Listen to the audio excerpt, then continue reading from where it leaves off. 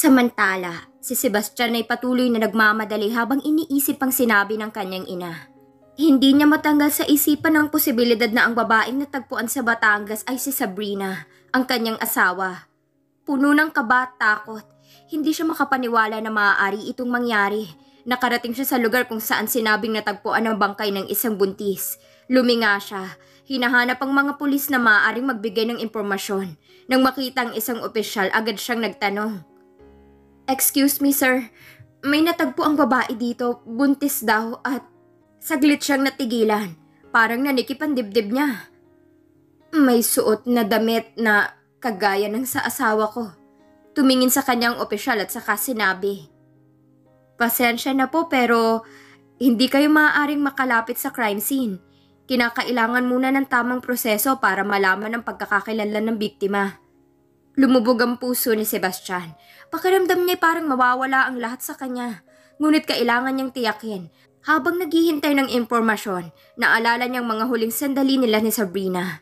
Ang mga pangarap nila para sa kanilang magiging anak. At ang mga pangako nilang magkasama silang haharapin ang bawat pagsubok. Samantala, sa malayo nakamasid si Marcela. Tahimik na nagmamasid sa reaksyon ng kanyang anak. Ang tagumpay ng kanyang plano ay tila malapit ng maganap. Sa kanyang isipan bumabalik ang usapan nila ni Raquel kanina lamang. Kapag naniwala si Sebastian na patay na si Sabrina, wala nang makakahadlang sa inyo. Paulit-ulit niyang sinabi kay Raquel. Mami, magiging akin na si Sebastian. Sagot ni Raquel, puno ng kasabikan. Habang patuloy na naghihintay si Sebastian, isang opisyal ang lumapit sa kanya, dala ang isang folder. "Sir, may mga bagay na kailangan niyong malaman tungkol sa natagpo ang babae. May mga ebidensya kaming nakita na maaaring makatulong sa pagkakakilanlan." Sumilay ang bahagyang pag-asa sa dibdib ni Sebastian, ngunit puno pa rin siya ng takot. Kinuha niya ang folder at binuksan ito. Tinitigan ang mga larawan. Napakabilis ng tibok ng kanyang puso habang tinitingnan niya ang mga ito. Naaagnas na ang bangkay, subalit ang pumukaw ng kanyang pansin ay ang suot nito. Na siya mismo ang bumili. Para siyang nahilo at napaatras. Ang pangingilig ng kanyang laman ay nagtuloy-tuloy. Si Sabrina nga. Parang bumagsak ang mundo ni Sebastian. Hindi siya makapaniwala sa nakikita. Ang damit na suot ng bangkay. Ang parehong damit na siya mismong pumili at binili para kay Sabrina. Ay walang pag-aalinlangan. Si Sabrina nga ito. Ang tibok ng kanyang puso ay parang naglulumikot sa kanyang dibdib habang ang mga kamay niya ay nanginginig. Napaatras siya, halos mawalan ng lakas ang kanyang mga tuhod. "Sir, okay lang po ba kayo?" Tanong ng opisyal. Napansin ang biglaang pagbabago ng kanyang muka. Ngunit hindi makapagsalita si Sebastian. Sa isip niya naglalaro ang huling alaala ni Sabrina. Ang ngiti nito, ang mga plano nila para sa kanilang pamilya, at ang pag-asang magkasama nilang haharapin ang kinabukasan. Ngayon lahat ng yun ay tila naglaho. "Bakit?" Mahina niyang bulong. Halos hindi niya marinig ang sariling boses. "Bakit siya?" Nagpatuloy ang panginginig ng kanyang katawan habang binabalikan ang bawat detalye ng kanilang relasyon. Mga masasayang alaala at ang mga pangako. Hindi niya lubos maisip na ganito magwawakas ang lahat. Ang mga tanong sa kanyang isip ay nagpatong-patong at ang kirot sa kanyang puso ay lalong tumindi. Hinila siya pabalik ng realidad ng boses ng opisyal. "Sir, gusto niyo po bang magpahinga muna o..." Ngunit bago pa siya makasagot, tumulo ng mga luha mula sa kanyang mga mata. Huminga ng malalim si Sebastian. Pero kahit anong pilit niyang kontrolin ang sarili, parang may bumabara sa kanyang lalamunan. Ang luha ay tuloy-tuloy sa kanyang mga mata at ang sakit sa kanyang dibdib ay hindi na niya kayang itago.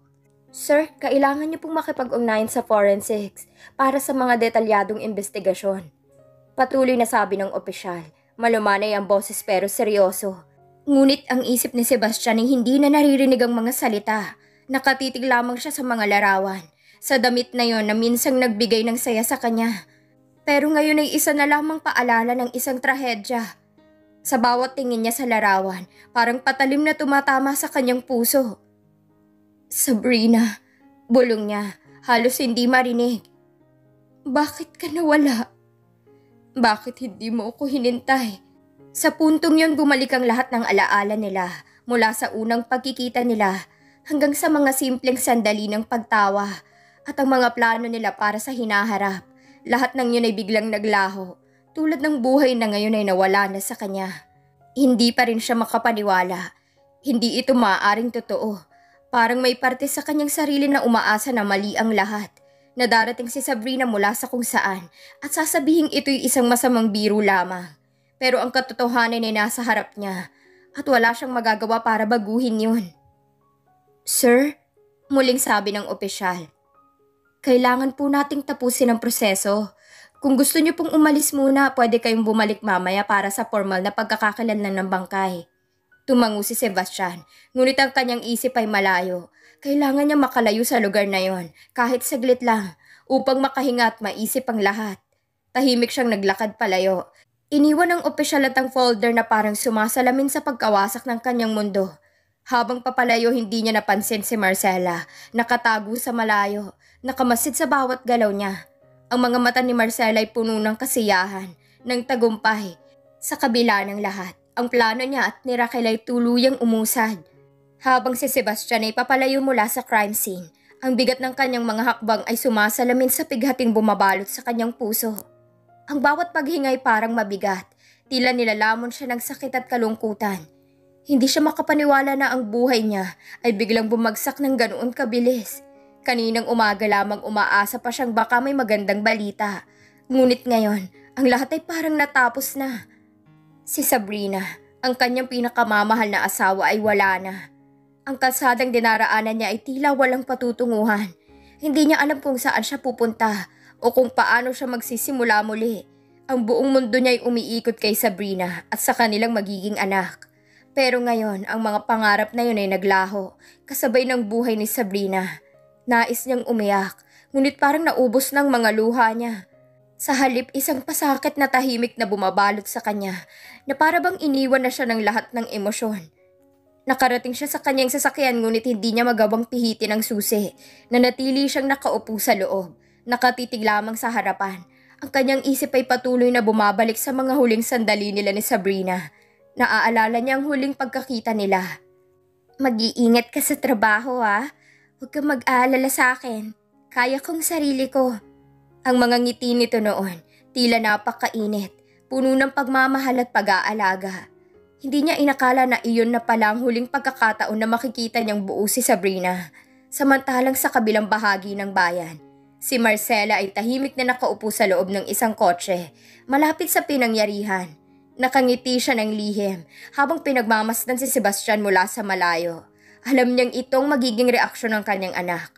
Alam niyang si Sebastian ay lubos na magdaramdam. At sa kanyang isipan, ito ang tamang kaparusahan para sa pag-aasawa kay Sabrina. Isang babaeng hindi niya kayang tanggapin sa kanilang pamilya.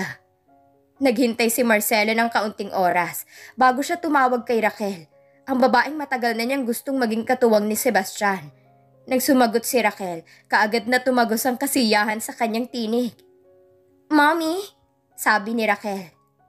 "Anong nangyari? Sinabi mo na ba kay Sebastian ang tungkol kay Sabrina?" "Oo, iha," sagot ni Marcela. Isang ngiti ang bumalot sa kanyang labi. "Nagtagumpay tayo. Nalaman na niya ang tungkol sa bangkay na natagpuan sa Batangas at sigurado kung naniwala siyang si Sabrina nga iyon." "Naku, Mommy, siguradong mas lalapit na siya sa akin ngayon," sabi ni Raquel, puno ng kasabigan sa boses. "Oo, kaya ihanda mo ng sarili mo. Sa ganitong pagkakataon kailangan niya ng kaibigan na magpapalakas sa kanya. Magiging mahina siya sa emosyon. At iyon ang magiging daan mo para bumalik sa buhay niya. Ang plano natin ay nasa tamang landas na." Puno ng kagalakan si Raquel sa narinig. Matagal na niyang gustong makuha muli ang atensyon ni Sebastian. Pero laging si Sabrina ang hadlang. Ngayon wala na ito. At siya ng mga hari sa buhay ng lalaking matagal na niyang inaasam. Si Sebastian na lalaking minahal niya noon pa man, ay malapit nang bumalik sa kanya. Iyon ang tiyak niyang gagawin. Habang patuloy na iniisip ni Raquel ang kanyang tagumpay, si Sebastian naman ay nasa gitna pa rin ng kanyang emosyon ng kalbaryo. Hindi niya maiaalis sa isipan ng mga tanong. Bakit nangyari ito kay Sabrina? Paano siya nawala ng ganito kadali? Paano niya haharapin ang bukas nang wala ito? Hindi siya umaalis sa kanyang sasakyan. Muling bumabalik sa kawalan. Ilang sandali pa, biglang tumunog ang kanyang telepono. Pagtingin niya si Raquel ang tumatawag. Hindi niya nais sagutin ito, pero sa huli napindot niya ang sagot. Raquel? Tanong niya, halatang pagod ang kanyang boses. Sebastian, nalaman kong tungkol kay Sabrina. I'm so sorry for your loss. Malumanay na sabi ni Raquel. Subalit may bahid ng pananamantala ang tono nito na hindi napansin ni Sebastian. Hindi nakapagsalita si Sebastian. Hindi niya alam kung anong isasagot. Wala siyang lakas para magpaliwanag o magkwento. Lahat ng emosyon niya ay nauubos na. Ang tanging gusto niya ay makahanap ng kasagutan sa nangyari kay Sabrina. Nandito lang ako para sa'yo, dagdag ni Raquel. Kung kailangan mo ng kausap o kasama, nandito ako. Alam kong mahirap ito para sa'yo. Muli hindi sumagot si Sebastian. Nagpaalam na lamang siya ng maikli at pinutol ang tawag. Sa kabila ng lahat, hindi niya magawang isipin si Raquel sa mga oras na yon. Sa halip, ang tanging nasa isipan niya ay ang kung paano nawala si Sabrina at bakit nangyari ito sa kanila. Habang lumilipas ang mga oras, unti-unti ring pumapasok ang isang bagong emosyon sa loob ni Sebastian. Galit. Galit na hindi niya alam kung kanino ibabaling. Sa sarili ba? Sa mga taong posibleng may kinalaman sa pagkamatay ni Sabrina? O sa mundong naging dahilan ng pagdurusa niya? Kailangan niya malaman ang katotohanan. Hindi siya titigil hanggang hindi niya natutuklasan kung anong tunay na nangyari sa kanyang asawa. Habang si Sebastian ay nag-aalab sa paghahanap ng mga sagot, si Marcela naman ay patuloy na nagdiriwang sa likod ng kanyang maskara. Ang plano ay gumagana ng perpekto, ngunit ang hindi niya alam, si Sebastian ay nagsisimulang magduda. At kapag ang kanyang anak ay nagsimulang magtanong ang buong katotohanan, gaano man kahusay itong itinago, ay siguradong lalabas. Subalit alam naman ni Marcela kung paano laruin ang kanyang anak. Malambot ang puso ni Sebastian, kaya alam niyang mas iisipin ito ang kanyang kalagayan. Dapat lang nagalingan ni Raquel ang pag-aalaga kay Sebastian upang mahulog ulit ang kalooban nito sa kanya. Lasing na lasing si Sebastian nang matagpuan ni na RV at Rick. Nagulat sila sa kaawa-awang sinasapit ng buhay nito. Ang isang linggong buhat noong mailibing si Sabrina ay hindi pa sapat upang makayanan nitong tanggapin ang lahat. Sebastian, tinawagan mo kami tapos lasing ka na pala? Sabi ni RV. Alam niyang nararamdaman ng kaibigan. Ganito din siya noong mamatay si Lala. Yun nga lang, nag-uumpisa pa lang sila noon. Si Sebastian, asawa niyang namatay. Sebastian, bro, tama na, sabi ni Rick. Habang inaakay si Sebastian papunta sa sofa. Halos hindi na ito makatayo ng maayos dahil sa kalasingan. Kitang-kita sa mukha ni Sebastian ang pagod at sakit. Ang mga mata niya ay namumugto at kahit lasing ramdam na ramdam ng dalawang bigat ng kanyang nararamdaman. Alam mo, hindi pa rin ako makapaniwala mga tol, sabi ni Sebastian. Medyo nabubulol dahil sa alak. Si Sabrina. Wala na talaga siya. Puno ng luha ang kanyang mga mata. Ngunit wala nang lakas ang kanyang katawan upang patuloy na umiyak. Tumabi si RV sa kanya. Pinapasa ng kaunting bigat ng kaibigan. Sebastian, alam kong sobrang hirap nito para sa'yo. Pero kailangan mong bumangon, bro. Alam kong hindi madaling mawala ang taong mahal mo. Lalo na si Sabrina. Pero hindi ka pwedeng magpakalunod ng ganito. Pero tila wala sa ulirat si Sebastian.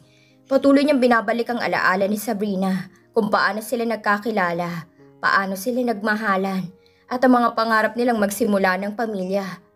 Ngayon lahat ng yun ay natuldukan sa isang iglap. Bakit siya? Ano bang nagawa ko? Paano ko siya hindi naprotektahan? Napabuntong hininga si Rick. Alam niyang kahit anong sabihin nila ni RV ngayon, hindi rin tatago sa puso ni Sebastian. Masyado pang sariwa ang sugat. At sa kabila ng pag-inom ng alak, hindi pa rin ito makakatulong sa paglimot sa kirot na nararamdaman ng kaibigan. Pare, naiintindihan namin ang sakit, sabi ni Rick, pinilit na maging mahinahon. Pero hindi mo pwedeng sirain ang sarili mo ng ganito. Alam mo bang ayaw ni Sabrina na makitang ganito ka? Gusto niyang ipagpatuloy mo ang buhay mo. Hindi para magpakalunod sa kalungkutan. Saglit na natahimik si Sebastian, parang nag-iisip ng malalim. Ngunit hindi nagtagal muli siyang nagsalita. Kahit anong sabihin niyo, hindi ko pa rin alam kung paano ako babangon mula dito. Sinubukan niyang tumayo ngunit muli siyang natumba sa sopa. Ang sakit, pare. Parang wala nang natitirang dahilan para mabuhay. Doon nagtinginan sina RV at Rick sa isa't isa. Alam nilang kailangan nilang tulungan ng kaibigan, pero hindi nila alam kung paano. Hindi madaling ibalik ang lakas ng isang taong nawala ng mahal sa buhay, lalo na't asawa pa nitong nawala. Alam mo, Sebastian, sabi ni RV matapos ang ilang sandali ng katahimikan. Ganyan din ako nung mamatay si Lala. Hindi ko rin alam kung paano bumangon, pero isang araw naisip ko, hindi niya gugustuhin makita akong ganito. Alam kong mas masaya siya kung makikita niya akong nagpapakatatag. Kaya ginawa ko yun para sa kanya. Tahimik na nakikinig si Sebastian. Kahit lasing alam niyang tama ang mga sinasabi ng mga kaibigan niya. Pero ang bigat sa dibdib niya ay hindi mabawasan ng simpleng salita. Parang may mabigat na bato sa kanyang puso na hindi maalis. Pare, dagdag pa ni Rick. Andito lang kami para sa'yo. Hindi mo kailangang harapin to mag-isa. Kung kailangan mong umiyak, magalit o kahit magpakalasing pa, nandito kami. Pero tandaan mo, hindi mo pwedeng gawing permanente ang ganito. Kailangan mong bumangon kahit gaano kahirap. Napaungol si Sebastian. Ramdamang kaunting aliw mula sa mga sinabi ng mga kaibigan niya. Ngunit alam niya sa sarili niya na hindi ito ganoon kadali. Walang simpleng solusyon sa sakit na nadarama niya. Salamat mga tol. Mahina niyang sabi. Salamat sa pagpunta niyo. Anytime bro. Basta tandaan mo, hindi ka nag-iisa. Sabi ni RV habang inaayos ang mga bote ng alak sa mesa habang patuloy na tahimik si Sebastian. Umaasa sina RV at Rick na kahit papaano. Bumubukas na ang pinto para sa unti-unting paghilom ng kaibigan nila. Alam nilang hindi ito mangyayari agad, pero handa silang samahan si Sebastian sa mahabang prosesong ito. Ang paghahanap ng lakas upang magpatuloy sa kabila ng lahat ng hirap. Hawak ni Sebastian ang baso. Tinitingnan ng natitirang alak. Sa kabila ng sakit at kalungkutan, alam niyang hindi siya nag-iisa. Naaawa sina RV sa kalagayan ng kaibigan. Hindi basihan na successful ka lang upang maging masaya. Iba pa rin na nagagawa ng emosyonal na problema sa tao. Humpak ang mukha ni Sebastian, bagsak ang kanyang katawan, at ngayon parang pasan nito ang daigdig. Ang nangangalumatan nitong paningin ay nakakadagdag sa habag sa itsura nito. Mahirap at masakit ang pinagdadaanan nito. Kailangan nilang alalayan ang kaibigan sa kahit anong paraan. Inom tayo, para kay Sabrina. Itinaas ni Sebastian ang kanyang baso. Sa opisina niyo ako ihatid. Nabubulol si Sebastian kina RV. Ayokong umuwi sa bahay. Maaalala ko lang ang asawa ko doon. Agad namang pumayag si Rick na dalhin siya sa opisina niya. Inupo siya ng mga ito sa sopa. Okay ka lang ba dito? Tanong ni Rick sa kanya. Hindi na sumagot si Sebastian. Nakatulog na ito ng tuluyan.